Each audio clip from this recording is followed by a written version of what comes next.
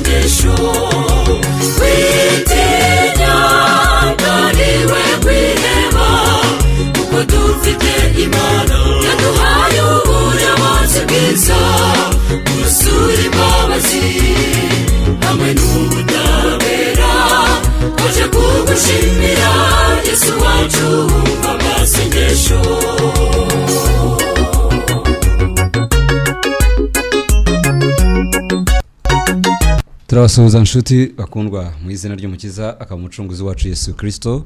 Ikaze mu kiganiro mugezwaho n'itorero ry'ubumwe bw'abakristo UCC Niboye, itorero riherereye mu karere ka Kicukiro, ni naho rifite akicaro gikuru murenge wa Niboye, akagari Niboye, umudugudu ni Nyarubande.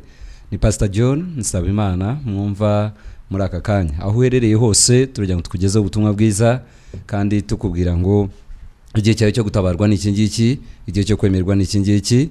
Nugonda ukumvira icyo Uwiteka Imana yawe ivugana nawe, urakira, urabohoka kandi urahindurwa amateka. Mayikaze rero inshuti zacu mudukurikirana muri hirya no hino muri iki gihugu cy'u Rwanda, mu bihugu by'abaturanyi ndetse n'ibihugu bya kure. Ijambo rirabageraho kandi kuba uri kure yacu ntabwo ari yo mpamvu, si impamvu, kuko Uwiteka abasha gukora. The distance is not a barrier. Waba uri kure rero ubutumwa burakugeraho kandi buragukiriza aho bwumvira, urabwumva bugukize kandi buzana impinduka ku buzima bwawe. Ndagira ngo rero maze kuguha ikaze wicare witegure ibikurushya n'ibisakuza hirya no hino, gerageza ubyirinde, wirinde byaba bisakuza. Niba uri ahantu mu rusaku, niba udashobora gucecekesha abo muri kumwe, bahunge wigireho hirya gato. Ndagusaba rero ugire nabutumira, gira abantu utumira wifuriza gukurikirana ubutumwa. Muradukurikirana ku 103.6 ni Hot FM, radio idasanzwe ikuzanira ubutumwa bubatura bugahindura. Ndetse muri program mugezweho n'itorero rya UCC iyoborwa na Apostle Charles Rwandamura, tubazaniye rero program ibatura ubuzima bwanyu, ikabakura mu gahato kose k'umwanzi. Ndagira ngo nakire umukozi w'Imana turi kumwe, Pastor Bena. Uyu mubyeyi rero utege neza amatwi, isengesha gusengera kandi usengane nawe kugira ngo winjire mu ijambo ry'uyu munsi, uhabwe umugisha mu buryo budasanzwe. Turakwakiriye mukozi w'Imana. turagushimye Uwiteka Imana yacu, tugushimiye neza yawe n'imbabazi zawe, tugushimiye uburyo wita ku kiremwa muntu. Data waturemye mu ishusho yawe ari uko bitekerejeho, nkuko washatse kuturema niko watugize mwami. Niyo mpamvu uzi n'ibyo tuba dukeneye, uzi n'imitima yacu ibyo ikeneye, uzi n'ibitekerezo byacu ibyo bikeneye. Niyo mpamvu zana ijambo mwami w'abami mu gihe nk'iki ngiki, kugira ngo uwo nguwo warubaswe n'ikintu runaka abaturwe, kugira ngo uwo nguwo warurushye uremerewe kugira ngo abohoke. Ijambo ryawe mwami wanjye mu gihe ririmo gutambuka, rekugirire neza uwo mumama, rekugirire neza uwo mupapa, rekugirire neza uwo mukobwa ndetse n'uwo musore bicaye hamwe batuje bavuga ngo turashaka gufashwa n'ijambo ry'Imana. Nubanyureho Uwiteka Imana nziza, umuntu wese ugutegeye ibiganza uyu munsi wa none ntumuceho Uwiteka Imana nziza. Ndakwinginze kugira ngo bafashe kandi ubagirire neza. Uwiteka Imana yanjye, ijambo ritambuka, reka tufashirizwe hamwe n'abagenzi bacu. Turagushimye Uwiteka Imana kuko umaze kudukorera byose tugusabye, mu izina rya Yesu dusenzemo, amen. Inshuti bakundwa, turi kumwe murakurikira itorero rya UCC ifite amashami hano i Kigali cyangwa mu Rwanda. Dufite amashami ane, itorero cyicaro gikuru kikaba kiri hariya Niboye muri Kicukiro, ikindi shami riri Gikondo, UCC Gikondo riyoborwa na Bishop Margaret Rwandamura. Ishami rindi riyoborwa na Bishop Moses Bagambe, akaba akorana na Pastor Bena ndetse n'umufasha we. Irindi shami riri Nyamata mu karere ka Bugesera, riyoborwa na Pastor John ariwe mwumva. Ndagira ngo rero mbahe ikaze mwese abasengera kuri izo nsengero, inshuti zacu mudukunda, mukunda insengero za UCC, muhawe ikaze. Abanyamuryango ba UCC muhawe ikaze, kandi buri muntu wese inshuti zacu bana natwe mu biterane bitandukanye tujya dukora, bitandukanye twagiye dukora hirya no hino mu gihugu. Ibiterane biyobowe na Apostle Charles Rwandamura, hari nk'ibiterane duherukamo hano Nyagatare mu karere ka Nyagatare, igiterane cyitwaga Turi Bande muri Kristo Yesu.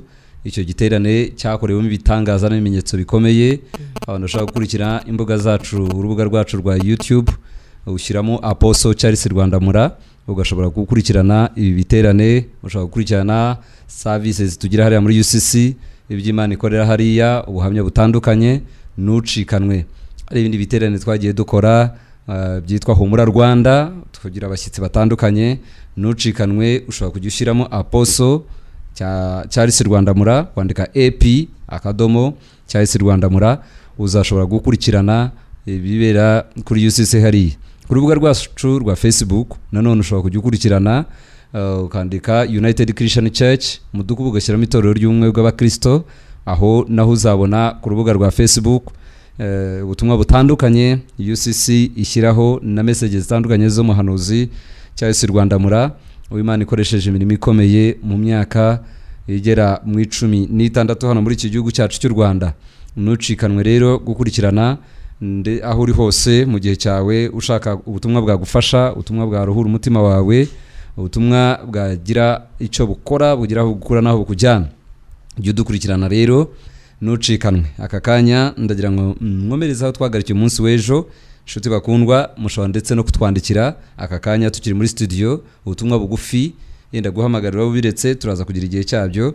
Ariko uramutse utangiye kwandika ubutumwa bugufi, niba ushaka gusengerwa, niba ushaka gushimira, niba ushaka gutanga ubuhamya, andika wohereza ubutumwa bwawe bugufi kuri 0782 75 74 62 0788 8 75 74 62. Uwo ni wo murongo uri bwoherezaho ubutumwa bugufi. Mu mwanya muto uri buze nabwo tumaze kubigisha ijambo ry'Imana, turaza kubaha nanone umwanya wo guhamagara kuri uwo murongo. Tukiri muri studio rero turi kumwe nawe, kandi turakubwiriza ubutumwa turi iwawe mu rugo baka kanya. Turi kumwe nawe, ntago turi kure yacu, kuko Uwiteka Imana Nyiringabo arimo kuvugana nawe kunyura muri iyo radio yawe, muri telefone yawe, kuri computer yawe, udukurikirana ku internet. Uwiteka Imana arakora ikintu gishya mu buzima bwawe.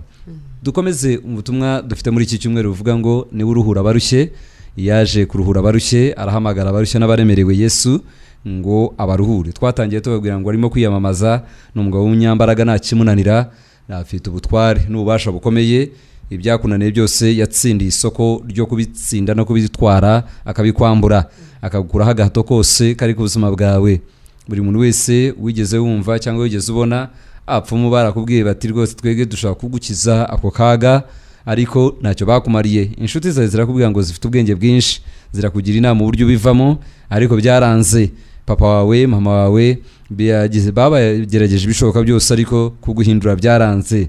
Ibikurushya byakomeje kukugiraho imbaraga nyinshi cyane.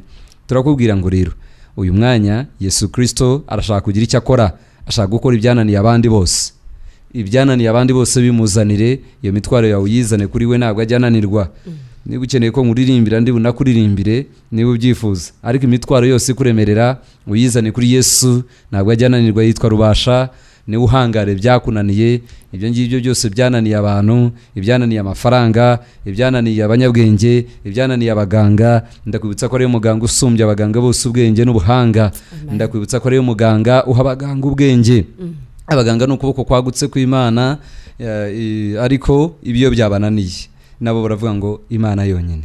Rero tujya tukubwire ngo aho ngaho bavuga ngo Imana yonyine, aho baguhaye iminsi bakavuga ngo genda utegereze gupfa, tuje tukubwira ngo hari inkuru nziza y'agakiza. Uruhura abarushye witwa Yesu, umwana w'Imana, arakuruhura agukize. Kambabwire nk'uko ibyanditswe byatubwiye ngo mahanga yose narobanura ku butoni. Ayo ni amagambo twasomye umunsi w'ejo, ngo ari kumwubaha agakora ibyo gukiranukira mwemera. Kamubwire waba uri umuyisilamu, waba uri umugaturika, waba uri umupfumu, waba uri umurozi, waba uri umukonikoni, waba uri umushitsi, ariko aka kanya kavuga ati ndashaka guha umwanya Yesu. Kavuga ati Yesu niwe washobora ibi ngibi. Abadayimoni baraniga, insenze mu idini ry'iwacu no mu rurimi rw'iwacu no mu muco w'idini ryanjye byanze gukora. Aka kanya ndagira ngo uhe Yesu umwanya, mukingurira umbwira uti ndashaka guha umwanya Yesu. Noneho nguhaye umwanya, ngwino ukore. Nahaye abantu umwanya, byo bakoze ntibyashoboye kumhindura, nta mpinduka byazanye. Ndagira ngo rero mu myizerere yawe yose banza uyishyire ku ruhande. Imyizerere wari ufite ishyireho ku ruhande gato. Uvuga uti imyizerere yanjye, dini ryanjye, umwambaro w'idini, izina ry'idini, nuko nitwa, na titire mfite mu idini, niba nari shehe, niba ndi mwarimu, niba ndi iki, nshyize hirya imyizerere yanjye na titire n'icyubahiro nari mfite.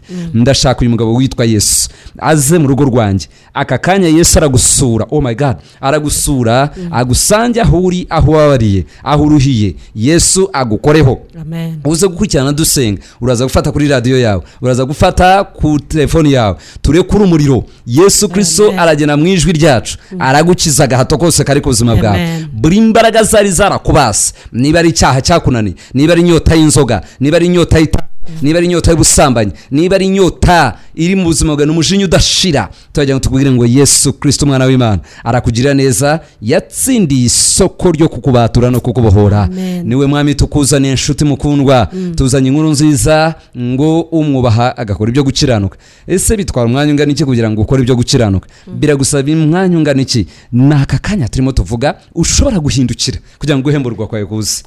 Biragusaba iminota mike cyane kwikubita mu gituza ukavuga uti ndakabije, nkwiye guhindukirira umwami w'abantu, nkwiye guhindukirira uyu mwana bavuga. Abakozi b'Imana baturuka UCC mwiriye kumva ibyo bavuga. Imaka zishyire hirya. Ushobora kuba wegeranye n'umuntu uri mu gimaka, urimo uratega amatwi, ariko hari umuntu ukubwira ngo aho ngaho baveho. Nabateka mitwe barimo baraguhimbira barahimbahimba imibereho, ariko turakubwiza ukuri, uwo nguwo ahubwo aragushuka. Satani n'umunyabinyoma, n'umunyabinyoma nuko akora bafite abakozi b'iruhande rwaho ngaho bo kuguca intege. Naga abakozi be bari kure, bahari kugira ngo bakubuze, bakudistracting utumva aya magambo tuvuga. Hari umuntu uri iruhande rwawe ukubuza amahoro, udashaka kumva aya magambo. Hari umuntu udashobora kwihanganira kumva ubutumwa aka kanya tubwiriza, ari iruhande rwawe. Menya ngo ntabwo ari wenyine, ntabwo ari wenyine. Ngiye mbikubwire niba utaruzi, utari ufite umwuka w'Imana ushaka kumuhishurirwa ngo umumenye, ntabwo ari wenyine. Yanga Yesu, yanga abavuga ubutumwa bwe, ni umwantikristo, ntabwo ashaka Kristo nabe bose. Ariko niba wowe washakaga kumva ubutumwa tukuzaniye, ko Yesu ashobora kukuruhura, ko Yesu agishobora kukugirira neza, ko akicaye ku ntebe y'imbabazi, ko agishoboye kugutabara, aka kanya umwegura umutima wawe, ucecekeshe buri kintu cyose cyasakuzaga, buri mwuka na buri jwi rya buri muntu wese wavugaga ngo ntago bigifite igaruriro. Tuzanye ubutumwa bwiza, tubazanye inkuru nziza Yesu Kristo aho uri rero ushobora kuba aka kanya urushye uremerewe, amafaranga yashize, amafaranga yabuze, inzara iri mu rugo rwawe, abana bawe babirukanye ku ishuri, birakomeye, umugabo yagutaye, umugore yagusize, urimo uratwumva muri aka kanya, urumva wafashe icyemezo cyo gukora divorce. Yesu Kristo hari ubutumwa duhaye. Amen. Ufite amatsiko yo kumenya icyadutumye? Tujye mu gitabo Ibyakozwe n'Intumwa ibice 3 umurongo wa 19. Ibyakozwe n'Intumwa 3 umurongo wa 19. Ibyakozwe n'Intumwa 3:19 umurongo wa 19. Oh yes. Reka dusome. Nuko mwihane. Yes. Nuko mwihane muhindukire. Yego. Ibyaha byanyu bihanagurwe ngo iminsi yo guhemburwa bibone ukwiza ituruka ku Mwami Imana. Buri cyo gato turi gukomeza no wa 20. Inshuti bakundwa, mwumvishe iki cyanditswe uyu munsi nzanya gace muri ya magambo nababwiraga y'iki cyumweru. Nababwiye ko Yesu ahamagara abarushya n'abaremerewe. Noneho abarushya n'abaremerewe kuri uyu munsi aradutumye ngo tubabwire ngo mwihane mubone guhemburwa. Uyu munsi turavuga ku guhemburwa. Umuntu ahembuka yaramaze kuraba, yarahwereye, yameze nabi, imbaraga zaramushizemo. Rero Yesu uyu munsi aduhaye ubutumwa bwo guhemburwa kwanyu. Guhembuka kwawe kuracyashoboka. Tugiye kubwira condition tumaze kubigusomera, ariko tugiye kwisobanura neza. Guhembuka kwawe kuracyashoboka. Biracyashoboka ko Imana yakongera iminsi yo kubaho.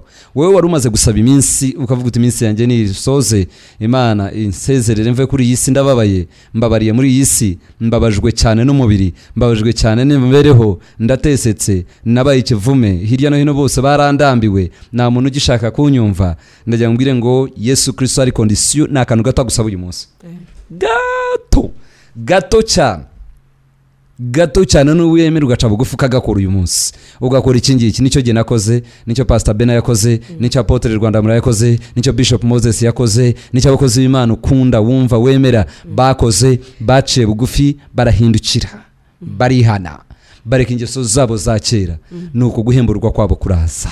Imana ibohereza guhemburwa. Uwiteka Imana nyiringa baradutumye ngo birashoboka ko yaguhembura. Ibyagutsikamiye n'ibyakuruhije, imbaraga zakwibasiye, imyuka yagutwaje igitugu igihe kinini cyane, Imana irashaka kuguhembura. Guhembuka kwawe kurashoboka. Hari uwaguciye intege, hari abakubwira ngo igare ryawe riraje, hari abakubwira ngo wiyeze uragiye, nyamara wari ugifite imishinga, wari ugifite ibitekerezo byiza. Uwiteka Imana nyiringabo aravuga ngo ihane, guhembuka kwawe kubone kugaruka. Amen. Niba hari umuntu wakubwiye ngo birarangiye, tuzanye inkuru nziza uyu munsi wa none. Amen. Tuzanye inkuru nziza kubwira ngo wihano hembuke ubone guhemburwa. Yesu Kristo uko yarari ejo, uyu munsi niko ari kandi niko azahora ibihe byose. Tubisanga mu gitabo cy'Abaheburayo ibice 8 umurongo wa 13. Uko yarari ejo niko akiri, ntabwo ahinduka. Uwo mugabo Yesu aracyabasha gukiza. Aravuga ngo uyu munsi wa none nuwihindukira ukava mu ngeso zawe mbi, arakubabarira, aragukiza, araguhindura kuba musha. Soma Abaheburayo ibice 13 umurongo wa 8. Wumve icyo Uwiteka Imana nyinga avuga n'ubwoko bwe muri aka kanya. Abaheburayo 13 umurongo wa 8. Abaheburayo 13 umurongo wa 8. Yes. Reka dusome. Yesu Kristo uko yarari ejo, yes, n'uyu munsi niko ari, kandi niko azahora iteka ryose. Amen. Amen. Yesu Kristo uwo ngo wagenda gukiza abohora bo Satani atwaza igitugu, akura abantu mu bubata n'ubunyage bwa Satani. N'uyu munsi niko akiri. N'uyu munsi wa none aracyakiza, n'uyu munsi wa none aracyabohora, n'uyu munsi wa none nahinduka, kandi niko azahora n'uwibihe byose. Ntabwo asaza, ntabwo yibagirwa, ntabwo acogora, ntabwo acika intege. Aracyashobora kugukiza, arashaka kuguhembura. Iminsi yo guhemburwa kwawe iraje. Nihane rero, uve mu byaha, uve mu ngeso mbi, siga inshuti mbi za kera. Nk'uko Imana yabwiye Abraham ngo siga inzu ya so n'igihugu cya so, nuve muri bene wanyu ujye mu gihugu nzakwereka. Iki ni ikimenyetso cyo kwimuka no guhindukira burundu, kugira ngo usige ibitekerezo by'iwanyu, umuco w'iwanyu, ibyo wakuriyemo, ibyo wabayemo, ibyo wamenyereye. Yesu arashaka kubihindura kugira ngo akwereke imbabazi n'ubuntu bwe. Rero turaguhamagara uyu munsi wa none wihane, ugarukire umucunguzi wawe Yesu. Katwakira umukozi w'Imana afite ku mutima we amagambo yakuzaniye. guhemburwa iyaba umunyarwanda twumva wasobanukirwaga ijambo guhemburwa. Hahemburwa umuntu wari uri mu marembera yo gupfa, wari ugeze kuri point yo gupfa, wari ugeze ku munota wo gupfa. Erega gupfa kuri ukwinshi, hari igihe umuntu apfa nyako akava mu mubiri, ariko hari n'ukuntu umuntu abagenda ariko mu by'ukuri nawe yiyumva ko atari umuntu, yumva byararangiye, yumva byaramurangiranye, yumva nta kigenda. Kristo Yesu arashaka kuguhembura. Guhemburwa kukongera kukagaragara cyangwa kukagereranywa n'ubutaka bwumye bwavuweho n'izuba ryinshi cyane. Na Bibiliya irabivuga, mwibuke igice cya 55 twasomye cya Yesaya. Hasi haravuga ngo nkuko imvura iva mu ijuru ikaza ikagwa hasi ku butaka igatosa ubutaka igahembura ubutaka, niko bimenyesheje ubwo ngubwo. Bimenyesha ngo ubutaka buba bwarakakaye. Nawe muhinzi urimo kutwumva urabizi ko mu gihe cy'izuba udashobora gukubita isuka hasi ngo ugerageze kwinjira. Nawe mu mutima wawe muntu w'Imana warakakaye, warumiranye, ariko ukeneye imvura y'ijambo ry'Imana kugira ngo yongerwe mu mutima wawe, ihembure ubugingo bwawe. Wumvaga nawe ugenda mu muhanda, hari abantu bashobora kwambuka umuhanda bakumva n'ihoni ry'imodoka ntaryumve kubera ibibazo, kubera umeze nabi, kubera uburwayi. Uravuga ngo gihe byarandenze. Wowe ukeneye guhemburwa n'ijambo ry'Uwiteka Imana. Ijambo ry'Uwiteka Imana ryo rishobora kuguhembura. Urarushye, uraremerewe, urananiwe, uravuga ngo icyama nkipfira, urimva urifuza urupfu rwa buri kanya. Ukeneye guhemburwa kongera ugasubizwa ubuzima, kuko ijambo ry'Imana riravuga ngo umuntu wese wifuza kuva mu mubiri abakoze icyaha. Uwo ngo uvuga ngo yaba napfaga, wifuza kwiyahura, uwo ngo urimo gucumura ku Uwiteka Imana yawe.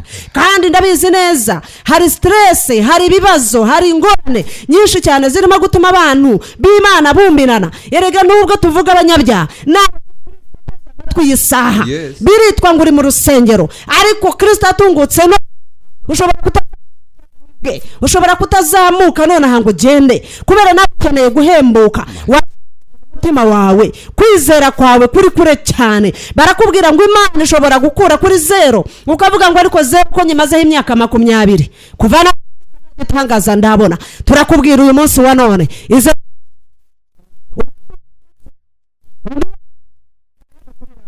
ubuhamya ko yakoze bikomeye n'ibitangaza ku bugingo bwawe. Hari urugo rwumye, hari urugo rumeze nabi, hari urugo rukeneye kugubwaho n'imvura y'ijambo ry'Imana. Hari abana bumiranye mubyeyi, uraho ngaho nawe uravuga ati abantu baravuga ntibarabyara, twarabyaye dufite abana.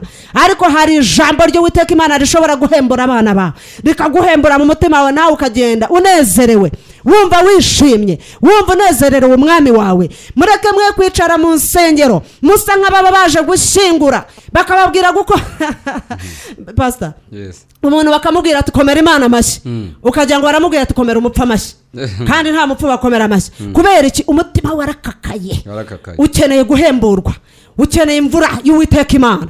Tureke kubiririmba gusa, ahubwo reka byinjire mu mitima yacu. Turakubwira kuko natwe narababwiye ejo bundi nabayeho mu gihe cyo gukenera guhemburwa n'Uwiteka Imana.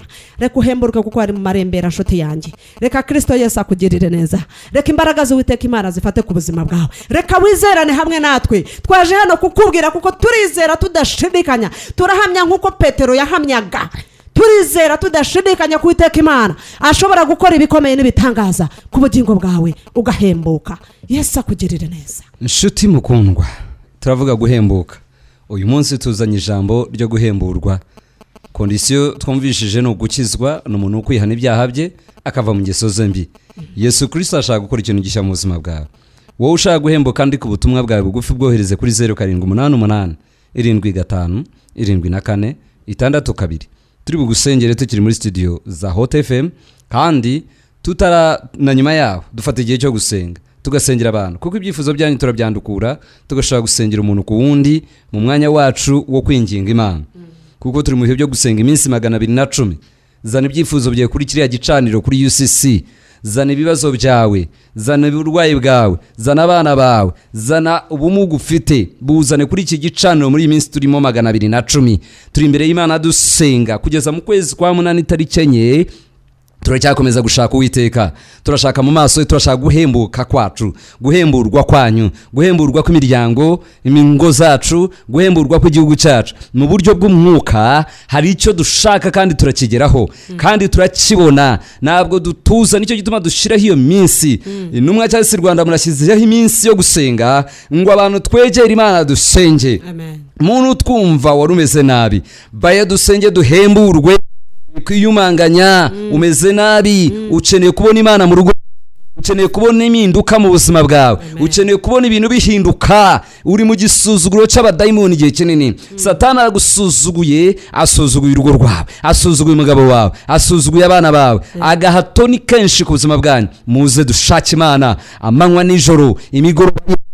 Buri mugoroba dufite amateraniro, amanywa dufite kwirirwamo. Vayo twirirwa imbere y'Imana. Wowe utuye hano i Kigali, wowe utuye hafi aho muri Niboyi, utuye muri Kagarama, waba utuye he, sinzi agace utuyemo naho wita kure cyangwa hafi, ushobora kuva aho uri hose ukaza kwiriranwa natwe ku gicaniro hariya, tugasenga natwe, tugafata akanya ko kugusengera, tugasengera ibyifuzo byawe, tugategeka abadayimoni bakava ku buzima bwawe. Iyo myuka yakunigaga, abadayimoni bari barakwigaruriye, imbaraga zivuga ngo nuzashaka, ayo majwi avuga ngo warabenzwe ntuzigera ukundwa, turategetse igihe ni igihe cyo kwamamaza itegeko ku buzima bwawe. Ibyanditswe biratubwira ngo hari abo bari baraciriweho iteka, ngo iteka bari barategekewe gupfa. Tubisanga muri Zaburi 102. Wowe wari warategekewe gupfa, wari waramaze kubyakira, urabyemera, ariko Uwiteka aravuga ngo ashizeho itegeko abisiyoni barira, ngatushiriyeho itegeko muri iki gihe ngo uhemburwe. Guhemburwa kwawe kuraje, ariteguye guhembura, ariteguye guhagurutsa, ariteguye gukomeza abadandabirana. Yewe udandabirana, yewe ushushubikanywa n'imiyaga, yewe utagira uguhumuriza, Yesu aradutumye ngo tuguhumurize. Amen. Iyo dusomye igice cya 4 umurongo wa 12 mu gitabo cy'ibyakozwe n'intumwa, aravuga aya magambo ngo kuko nta rindi zina mukundwa, nta rindi zina dukirizwa, nta rindi zina dutabarirwa, nta rindi zina twumvirwa, nta rindi zina ryadukiza. Bakubwiye izina rya Muhammad, bakubwiye izina rya Nyabingi, bakubwiye izina rya Nyabirungu, bakubwiye izina ry'Imandwa, bakubwiye izina ry'Abarangi, bakubwiye izina rya Bashwenkuru, bakubwiye izina ry'imyuka itandukanye, ariko tuje kubwira izina risumba amazina yose. Dusomera umurongo pastor, umurongo wa 12 4:12 byakozwe n'intumwa. Reka dusome. Yes. Kaduhere ku murongo wa 11. Oh yes. Yesu niwe buye ryahinyuwe namwe abubatse, kandi ryahindutse irikomeza imfuruka. Oh my God. Kandi nta wundi agakiza kabonerwamo, kuko ari nta rindi zina munsi y'ijuru ryahawe abantu dukwiriye gukirizwamo. Na Yesu niwe buye rikomeza imfuruka. Iri ni ryo buye abantu birengagije. Yewe wubaka urugo, ese wubatse kuri Yesu? Yewe wubaka uruganda, wubatse kuri Yesu? Yewe ufite entreprise, yubatse kuri Yesu? Yewe ushaka kubaka izina, wubatse kuri Yesu? Yewe kugira ukora politiki, wubatse kuri Yesu? Yewe ushaka kumenyekana, wubatse kuri Yesu? Yewe buye rikomeza ibihu. Yesu niwe buye rikomeza imitima n'ubugingo bw'abantu, ariko iri buye ngo ryarirengagijwe, bararijugunye, bararisuzugura abubatsi. Yewe wubaka, urubakira kuri Yesu, niwe rufatiro, niwe buye rikomeza imfuruka. Arakomeza imfuruka z'ibyo ukora byose, bizakomera n'izanyeganyega. Nta mushyitsi uzabisenya, nta marembo y'ikuzimu azabisenya, nta mbaraga z'umurozi zizagusenya ngo zigushobore.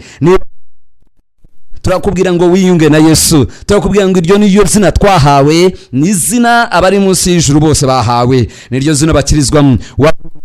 Waba uri umugatolika, waba uri umudive, waba uri umuporoso, waba uri umurokore, waba waraguye, waba warasubiye inyuma, zina dukirizwamo. Ongera wambaze izina rye, ongera urihamagare, ongera urizere. Hari umuntu numva aravuga ati sinzabasha kurihamagara, kandi abantu b'imiryango yanjye aho nakuriye, abanyobora mu idini, nibumva mpamagaye iryo zina, ese koko bazamfata bate, bazanca mu idini? Iki ni igihe ukwiye kwiyemeza, bakaguca mu idini ariko ukaba ufite Yesu, bakaguca mu muryango ariko ukaba ufite Yesu, umugabo akakwihakana ariko ugendana na Yesu, kuko ntacyo bimaze kugira umugabo ariko ukaza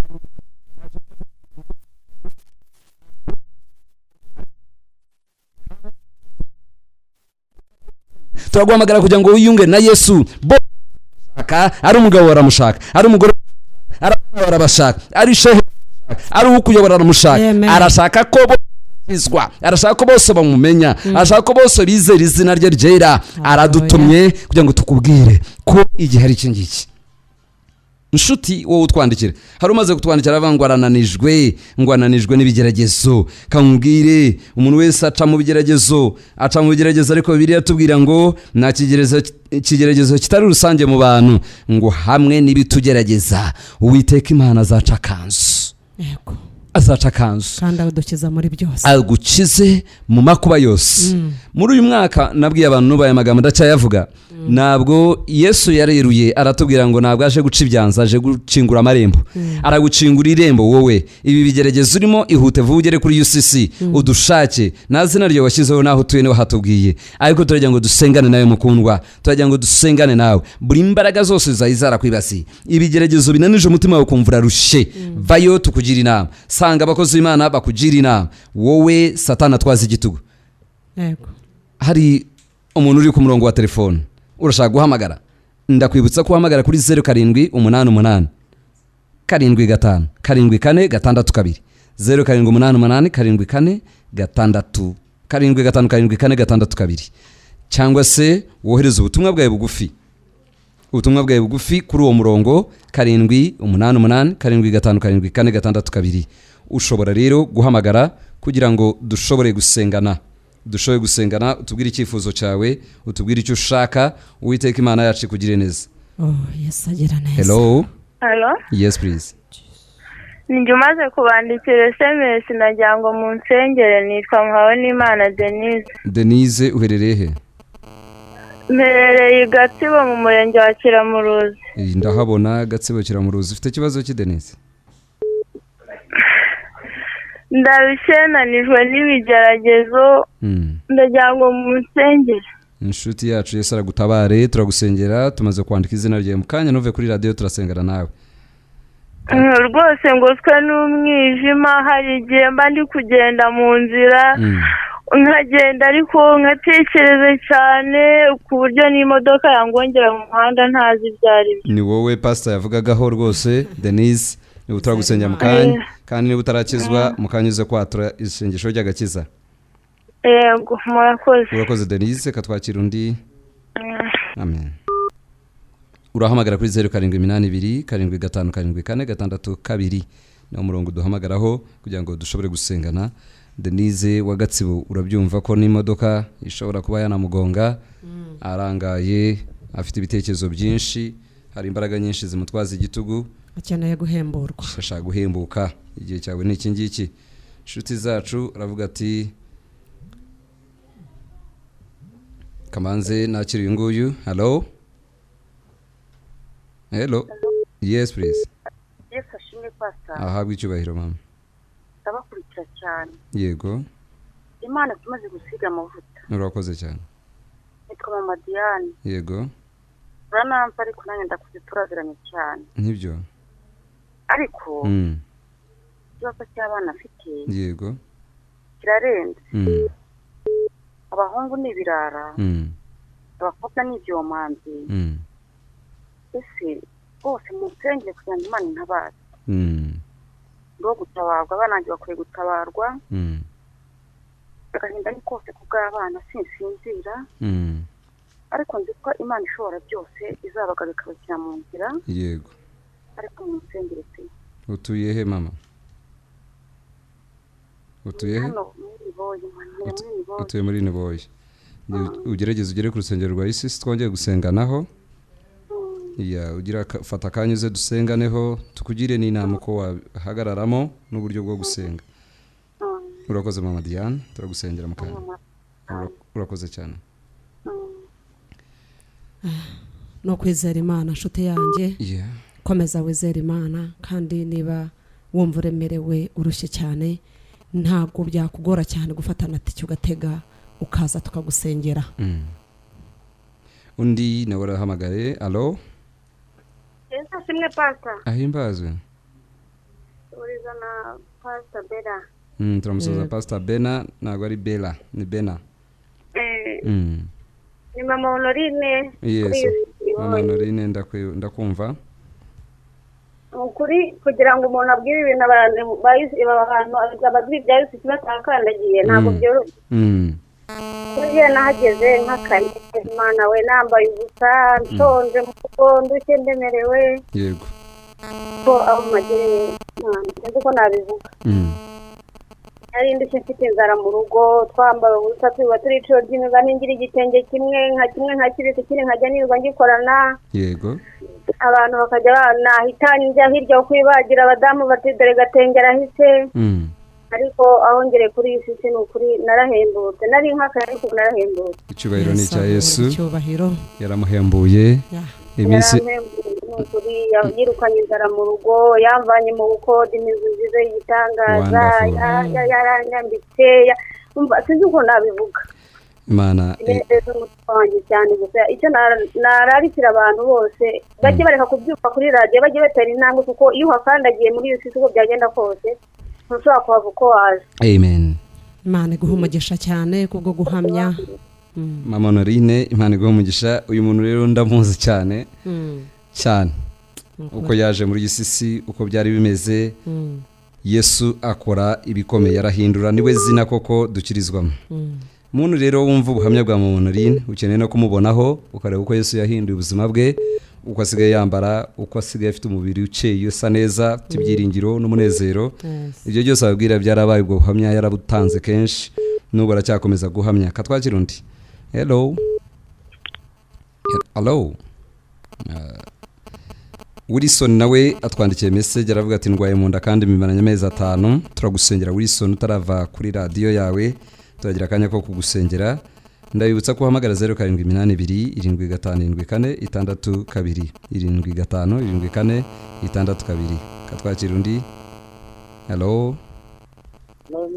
Mwiriwe neza. Emmanuel na usigiriwe. Yego Manuel.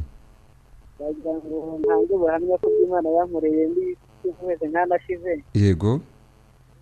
Ndabifashe imyaka 28. Yego. Ntazi umubyeyi wanjye. Yego. Ariko ndashimana ko umeze nkanashize twatoreye mu rusengero ariko wa gatanu. Yego. Abantu z'ubwanjye byaje mu gitondo bukiye mu kanwa k'umukozi w'Imana. Yego.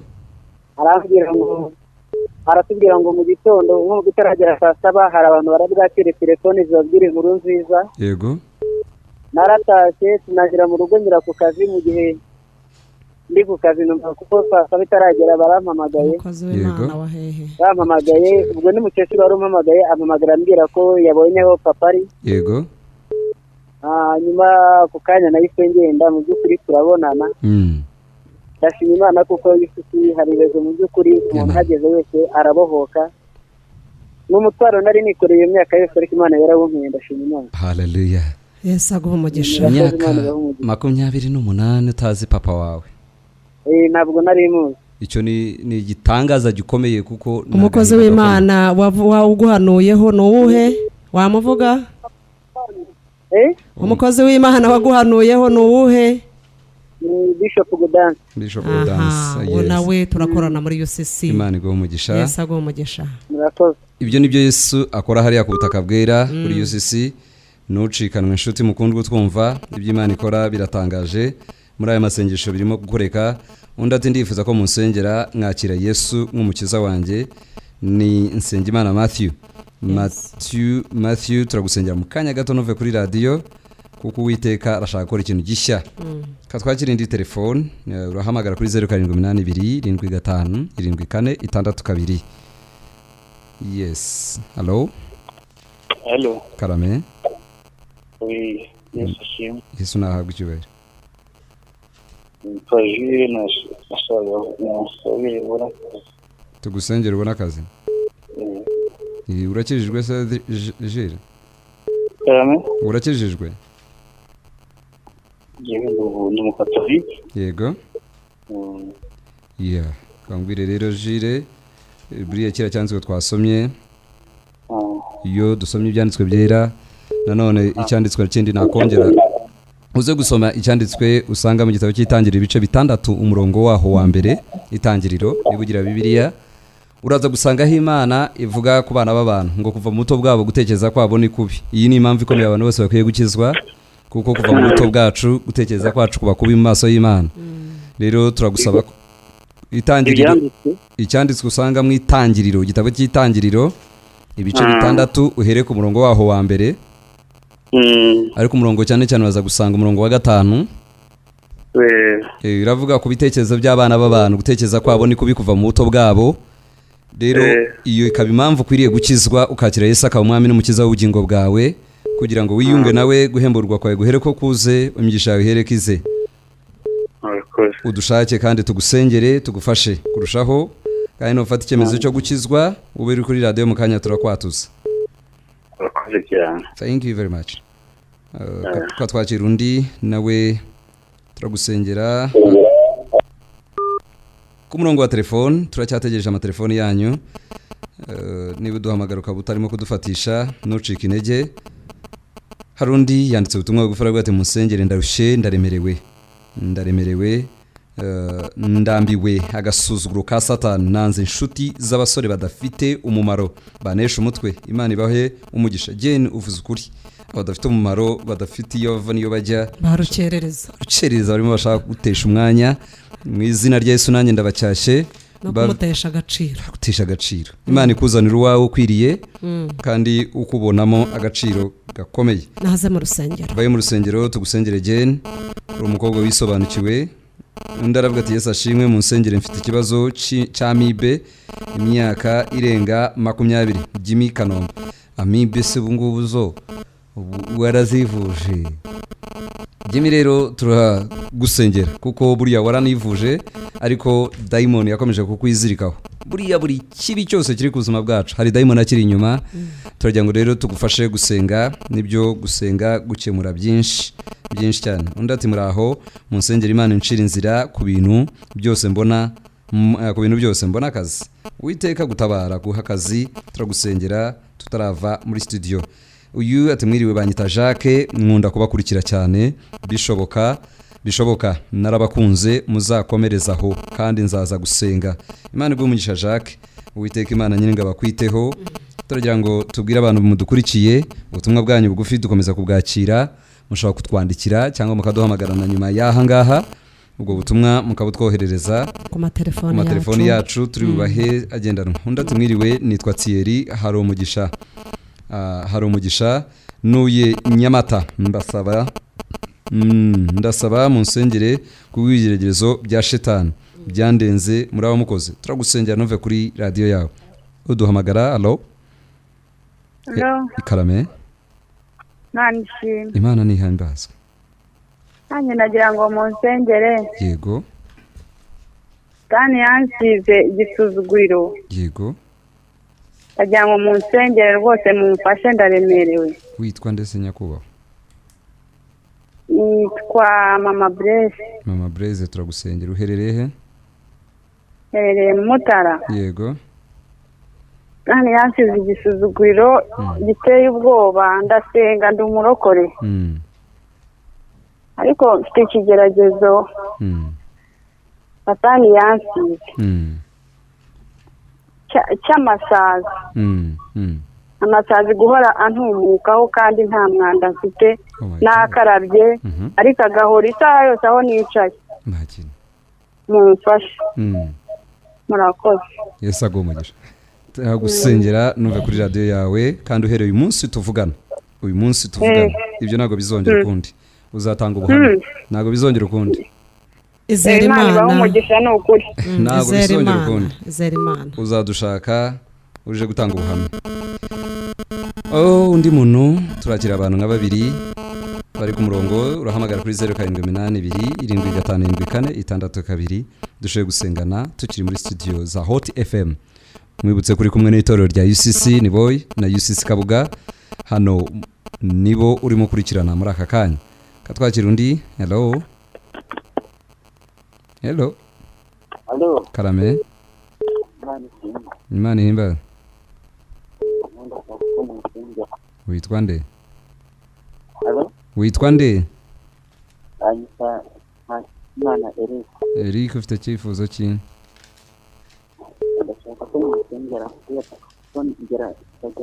gerageza nkasenga ariko satani agashaka kundusha imbaraga zikangana nkeya. ntabwo azikurusha, ishingikirize kuri Yesu. Vayo tugusengere, niba uri hafi ugere ku rusengero tukomeze kugufasha kuko ibyo bikubabaje birashaka kugukoza isoni. Kandi naba mfite mu papa. Yego. Ntabwo tukumva neza, ushobora kuba uri hafi ya radiyo. Ntabwo ndi hafi ya radiyo. Ni abantu bakunda inzoga kabisa kandi bagira ngo mu nsengero bakigiye ku nzoga kuko bari nta mutekano batanga. Okay. Eric, ubaye utuye ahantu hari UCC nkuko twabarangiye waza tukakugira inama. Utuye hafi ya UCC waza tukakugira inama. Eric, urakoze. Urakoze Eric, turagusengera, ikikurushya kirakurekura mu izina rya Yesu.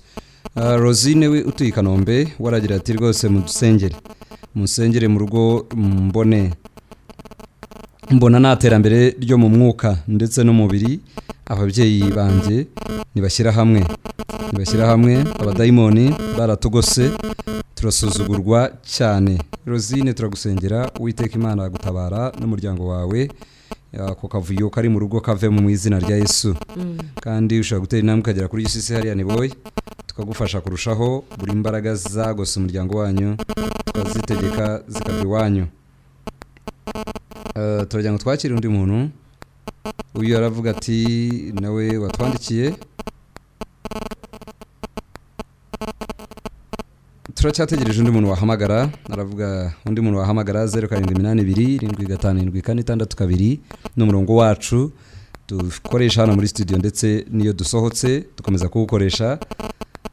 Duhamagare dusengane, twabahaye umwanya uhagije kugira ngo dushobore kubafasha. Bakundwa, ngira ngo ndagira ngo mvugane namwe abantu badukurikiye. Uwiteka Imana ashaka gukora ikintu gishya mu buzima bwawe, ashaka kuguhembura, ashaka kugutandukanya n'imbaraga zikurushye. Katubanze twakire uyu muntu. Hello. Pastor, nubwo telefone yanyise ntabwo numvise ko wumviye. Kora utuye he Eric? Ndi Gikondo Nyenyeri. Gerageza rero ugere kuri UCC aho ngaho Gikondo, iri kuri Apape, College Apape. Urahasanga Bishop Margaret. Umwiyereke umubwire uti numvise ubutumwa kuri radio abakozi Imana bigisha, ndashaka kumfasha mu buryo bw'umwuka. Urakoze cyane. Imana kurinde. Harundi uri muhamagara nawe katumwakire. Hello. Okay, nashoboye kudufatisha. Abasigaye bahamagare ku mirongo yacu. Abasigaye muraza kuduhamagara ku mirongo tuvuye muri studio, katwakire uyu wenyine. Hello. Muraho. Wowe nde? Ntabwo tubwiye izina rye ariko akeneye gusengerwa. Inshuti bakundwa, turagira ngo ducumbikira dushobore kugira akanya ko gusengana namwe. Turagira ngo tubabwire amasengesho dusengera ahangaha ni nka icyo twita first aid, ariko isengesho nyaryo rya deliverance. Hari abantu bamwe mukeneye deliverance mukabohorwa kuva mu mbaraga zabahinduye abacakara. Turabasaba ko mugera kuri UCC.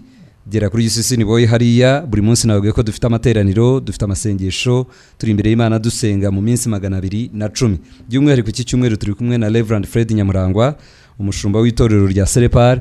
Imana iramukoresha kandi arahishura ubwira bukomeye, abera b'Imana barimo gukira no kubohoka. Nucikanwe imugoroba 11, ejo kuwa 4 11, kuwa 5 11, ndetse no ku cyumweru mu service zacu zitangira 9 tugasoza 6. Nucikanwe kubana natwe ku itorero rya UCC hariya Nyamata, urazahasanga abakozi b'Imana gufashe. Umunsi wa none nimugoroba hari igiterane, nejo kuwa 5 hari igiterane, ndetse ugere no kuri UCC Kabuga kuva kuwa 3 umunsi w'ejo n'uyu wa 4 no kuwa 5 bafite igiterane. Vayo wowe utuye hafi y'urwo rusengero, wowe wifuza gusengana nabo, urahasanga Pastor Bena agufashe kurushaho. Mukanya agiye kuba arushaho kuvugana natwe, wumva ijwi rye kugira ngo ushobore kumugeraho. Inshuti bakundwa, rero turagira ngo dusengera abantu banditse ibyifuzo bitandukanye. Uretse guhamagara aka kanya turinjira mu kanya ko gusenga, reka twakire Pastor Bena asengere abantu batanze bashaka gukizwa, abantu bashaka gukizwa ndetse n'abatashoboye kuduhamagara kutuvugisha.